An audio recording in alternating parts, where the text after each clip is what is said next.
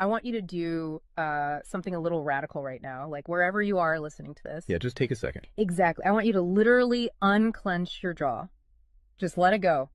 Drop your shoulders. Most of us don't even realize we're tensing up, you know? Right. And look, I don't care if you just finished, a grueling 12-hour shift on the hospital ward, or if you just stepped off a loud, dusty job site. Or even if you're just mentally exhausted from staring at screens all day long. Leave it at the door. It's over. You are officially entering quiet mode. So just take a deep breath. That's the baseline we need for this. It really is. And now I want you to look at the phone sitting next to you, or maybe the smartwatch on your wrist. Every single time that screen lights up, every time it buzzes, it steals exactly 23 minutes of your life. Welcome to the deep dive. It really is a staggering number to confront when you put it like that. 23 minutes Yeah. from one buzz. Yeah, because we tend to measure interruptions in like the seconds it takes to glance at a screen, right? Whoa! We completely ignore the massive cognitive debt we incur the moment we look away from our deep work. And that cognitive debt, that is exactly the central target of our mission today. Okay, let's unpack this. We are exploring The Sovereign Architect's Guide by Chillstar 08. Specifically, episode 6, which is titled Deep Work Dynamo, How to Finish Your Week in 4 Hours. Right. And if you remember in our last deep dive, we talked about installing drawing those boundaries and reclaiming your personal space. But clearing the space is just step one. It actually reveals a much deeper, much more intimidating problem. Yeah, the void. What are we actually supposed to be building in that silence we just fought for? Because if we don't have a blueprint, the noise of the world is just going to rush right back in to fill it. Oh, for sure. We have this natural horror of a vacuum.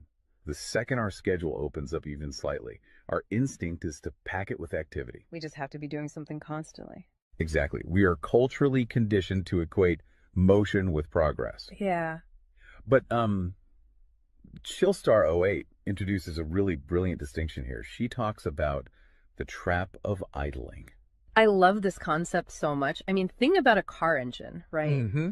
The engine is running, the pistons are firing, it's burning through all this expensive fuel, making a ton of noise and vibration. But the car is in park. Yes, it isn't going anywhere, and that is what most of our daily quote-unquote busyness looks like. We feel incredibly productive because we are in constant motion. Right. You check a text message while you're sitting at a stoplight. Or you answer a quick email while walking from your car to the front door. You stare at a spreadsheet on your laptop while, your family dinner is sitting right in front of you, literally getting cold. And that right there is the illusion of productivity.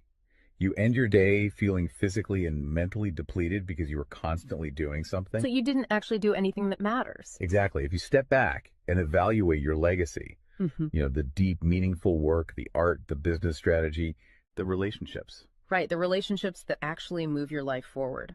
None of it progressed. You spent 8 hours idling. You were everywhere, which means you were truly nowhere. Man, that hits hard. And this brings us back to that terrifying 23-minute statistic from the research she cites. I don't want to just gloss over this. No, we definitely shouldn't. Because understanding the mechanism behind it is crucial. Why does a 5-second distraction cost us almost half an hour? It basically comes down to how our prefrontal cortex manages working memory. Your brain is not a computer processor that can just run multiple applications in parallel. Right. We can't actually multitask. Exactly. When you are doing deep work, say writing a complex proposal, your brain loads this massive fragile web of context into your working memory. Like holding all the pieces of a puzzle in your hands at once. Yes. You are holding multiple variables, ideas, tones all at once. So when your phone buzzes and you glance at a text from your partner asking about groceries, your brain is forced to execute a context switch. So it has to dump all the proposal data just to load the grocery data. It literally flushes the working memory buffer, yeah. It has to process the new rules and the emotions associated with that text message. Wow. And then when you turn back to the proposal, you cannot just pick up where you left off.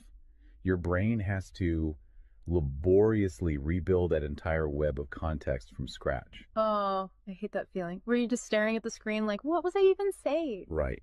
It has to retrieve the thread of your argument. Remember the tone you were using, recall the variables. That rebuilding process takes an average of 23 minutes of cognitive effort. And it burns a ton of energy doing that, right? Massive amounts of glucose. That explains so much. I mean, that is why people hit 5 p.m. and feel physically exhausted, almost sick to their stomachs. Even if they've just been sitting in a really nice ergonomic chair all day. Exactly. They haven't been doing deep work. They've been doing cognitive gymnastics, just constantly flushing and reloading their working memory. They are burning fuel just to stay in park. So, okay, let me bring in what I like to call the transformer concept here. Because our focus is like an electrical grid. If you have, 50 browser tabs open, you are leaking energy as raw, unusable heat rather than concentrated light. That's a great way to look at it. So if we are all acting like our focus is this cheap renewable resource, how do we stop being what Chillstar '08 calls a subject to the pings of the world? I mean, how do we actually become the architect of our attention? Well, what's fascinating here is how she frames the philosophical shift we need. She says utility does not equal value. Oh, say that again. Utility does not equal value. Right. In the modern workforce, we have been completely conditioned to believe that being constantly available makes us valuable. Like if you answer a Slack message in 3 seconds, you're the hero. Exactly. You are praised as a good worker. Or if you jump on a Zoom call with like 5 minutes notice, you're a team player. But that is just utility. I mean, being highly available makes you a commodity. You're like a human router just passing information back and forth. And routers are easily replaced. True sovereignty, true value comes from being impactful. You simply cannot make a deep, lasting impact if your attention is constantly fractured by the agendas of other people. Yeah, when you operate like that human router, you are spending your finite, precious Mondays executing someone else's script. You're a subject to the pings of the world. Okay, so we know the biology of why this destroys our focus, and we understand the philosophical trap of, trying to be too available, but how do we actually fix the mechanics of our workday? We have to build the deep work dynamo. Right. So think of your attention like water pressure. If you poke 50 tiny holes in a garden hose, open browser tabs, email notifications, group chats. The water just trickles at the end. Exactly. You cannot wash a car with a trickle. You're just making the driveway wet. That's true. So the Dynamo Audit she lays out, it's about putting a high pressure nozzle on that hose. It narrows the opening to create a stream powerful enough to actually blast through the dirt. And the first step in that audit is auditing the physical environment itself. She calls it analyzing your signal-to-noise ratio. Okay, so visualize your workspace right now. She asks you to determine if it is a sanctuary or a transit hub. Let's be honest. Most of us are operating in transit hubs. A transit hub is a place of constant arrival and departure. People walking by, announcements over the loudspeaker, just a blur of motion. Yeah, and you can't build a legacy in a train station. But we need to push past the basic phones are distracting advice, right? Because our listeners already know that. Oh, absolutely. Chillstar '08's rule is much more brutal than that. She says if the phone is even sitting on your desk, even face down, it is acting as a parasite on your cognitive grid. A parasite, just by being in the room. The research supports this entirely, by the way. The mere presence of a smartphone in your visual field, even if it is completely powered off, measurably reduces your cognitive capacity. Because your brain is having to actively expend energy to ignore it, right? Exactly. It is running a background process that just keeps saying, don't check the phone, don't check the phone. That is energy being actively stolen from your primary task. So sovereignty literally begins the moment you physically remove the device from the room, put it in a drawer down the hall. Close the door. Make the physical environment quiet. But okay, let's say you've done that. That doesn't stop your own brain from creating internal noise, right? Like trying to juggle 5 projects at once. How do we fix the internal wiring? That brings us to the second pillar of the audit, which is the batch wiring rule. This directly addresses the danger of switching fatigue, which we touched on with that 23-minute penalty. Right, the cognitive glucose burn. Yeah. When we attempt to multitask, like writing a creative brief, then pausing to check inventory levels, then answering 3 customer service emails. And then trying to go back to the brief. Right. We are grinding our mental gears to dust. We are switching between entirely different cognitive states. Because creative writing uses a completely different part of the brain than calculating inventory, obviously. They require entirely different operating frequencies. So the batch wiring rule dictates that you must group similar tasks together based on their cognitive load. Okay. And you do not switch the current until that specific type of work is completely done. You do all your deep analytical thinking in one high voltage And burst. then you save all your reactive administrative stuff for a separate lower voltage block later in the day. Precisely. It's all about staying in one gear. Like if you are driving up a really steep hill, you don't constantly shift between first gear and fifth gear. You lock into the gear that provides the right torque and you just ride it out. That's a perfect analogy. But okay, here's where it gets really interesting. This leads to the third pillar of the audit, and this is where I actually need to seriously push back on the source material a bit. She calls this the zero access window. Ah, yes. This is usually where the resistance starts for people.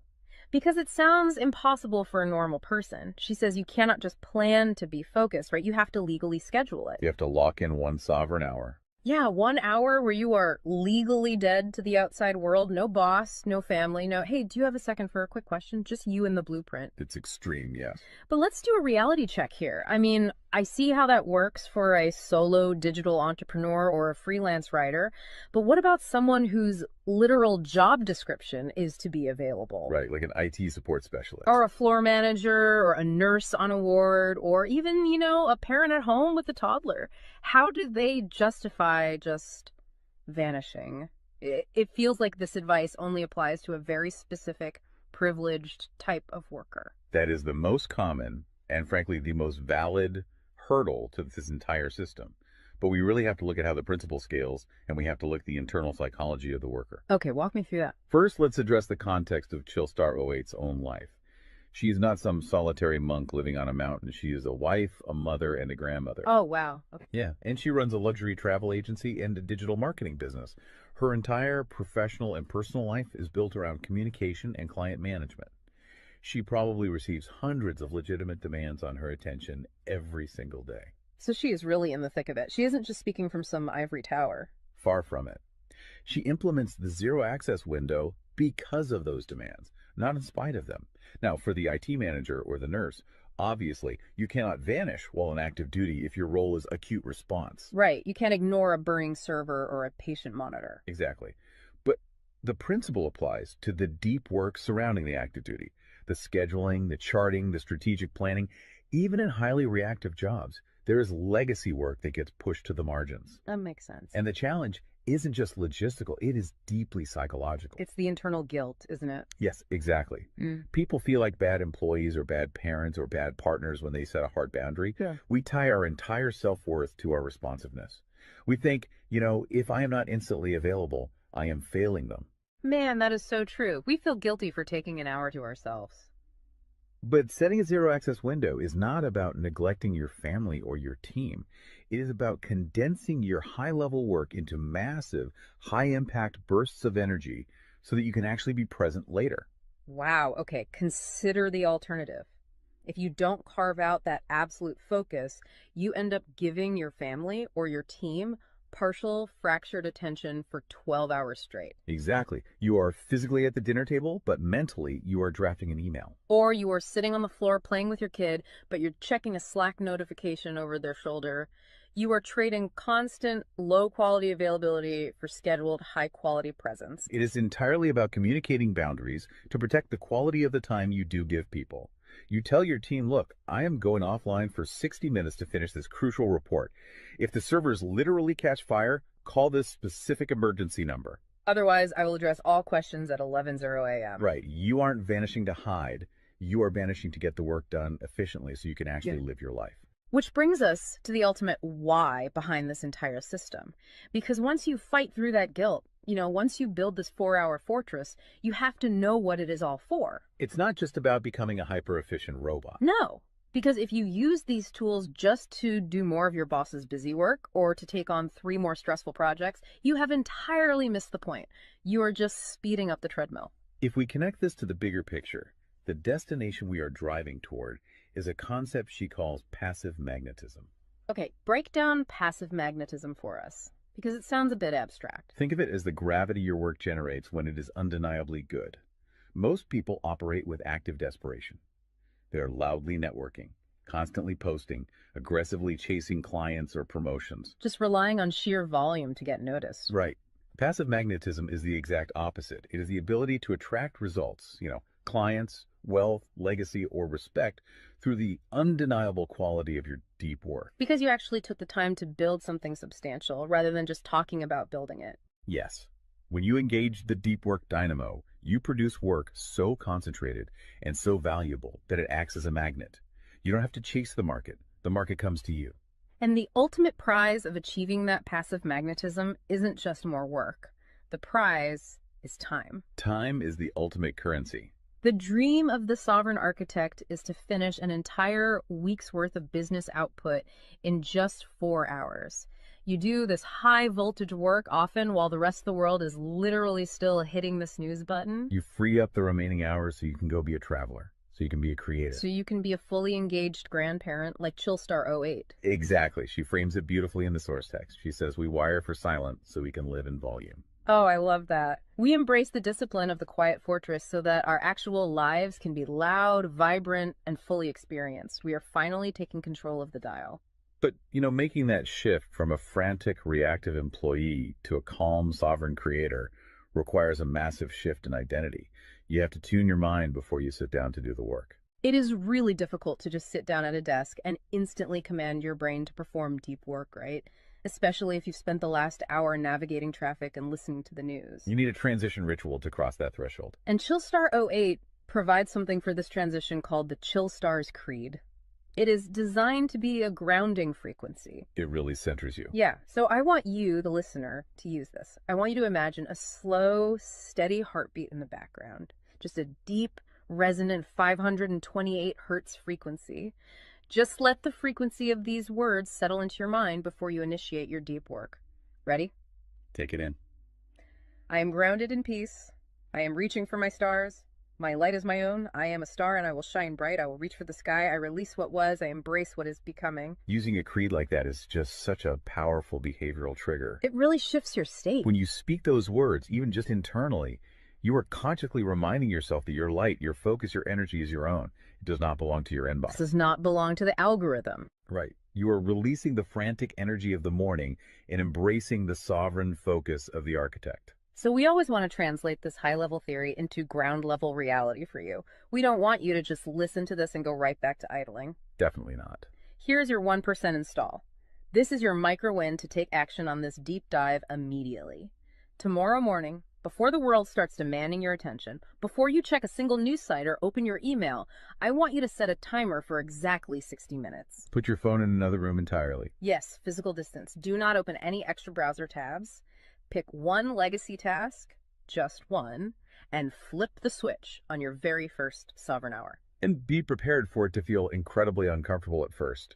Your brain will crave the dopamine hit of a notification. Oh, you will feel an almost physical itch to check your messages. But if you can sit in that silence, if you can endure that initial friction, you will watch the dynamo start to spin. You will enter that flow state, and the old blueprints of hustling and grinding will be completely burned away.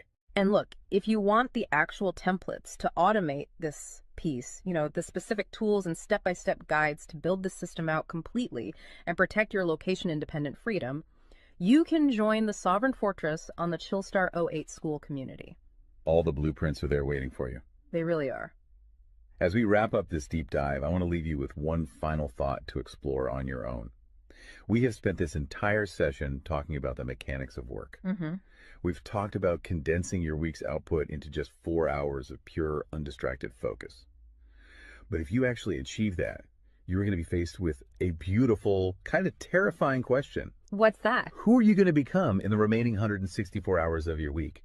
What if your true legacy has absolutely nothing to do with what you produce while you are busy, but entirely to do with who you are when you are finally completely silent? Wow. Unclench that jaw. Drop those shoulders. Step into the quiet. Go be great and flip the switch. We'll see you on the next deep dive.